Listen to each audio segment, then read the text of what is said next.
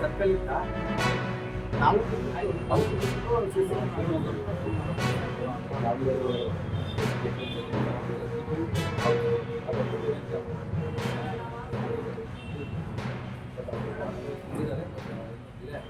ಹಂಗಾಗಿ ನಾವು ನಮ್ಮ ಸಂಘಟನೆ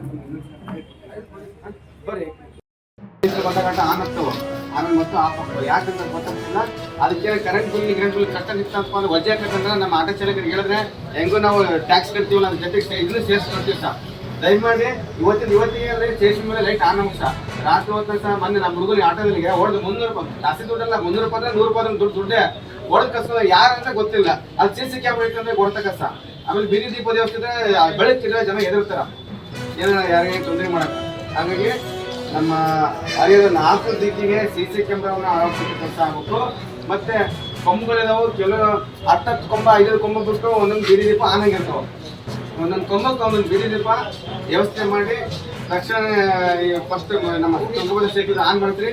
ಮತ್ತು ಬೇರೆ ಬೇರೆ ಕಂಬಗಳಿಗೆಲ್ಲ ಒಂದು ವಾರದೊಳಗೆ ಲೈಟಿನ ವ್ಯವಸ್ಥೆ ಮಾಡ್ತೀವಿ.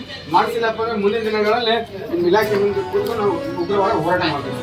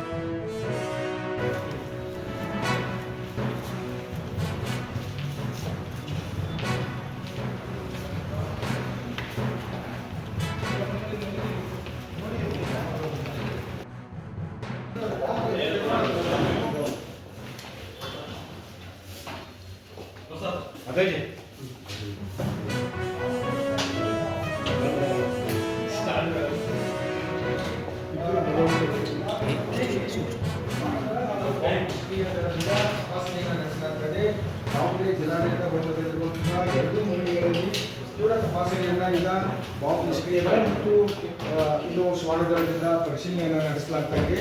ಏನು ದಾವಣಗೆರೆ ಜಿಲ್ಲಾಧಿಕಾರಿ ಇಮೇಲ್ ಖಾತೆಗೆ ಒಂದು ಸಂದೇಶ ಬಂದಿತ್ತು. ಅದನ್ನು ಈ ಮಾಹಿತಿಯನ್ನು ಅವರು SP ಉಮಾಪ್ರಸಾದ್ ನೀಡಿದ್ದು ಈ ಮೇರೆಗೆ ಏನು ದಾವಣಗೆರೆ ಜಿಲ್ಲಾಡಳಿತ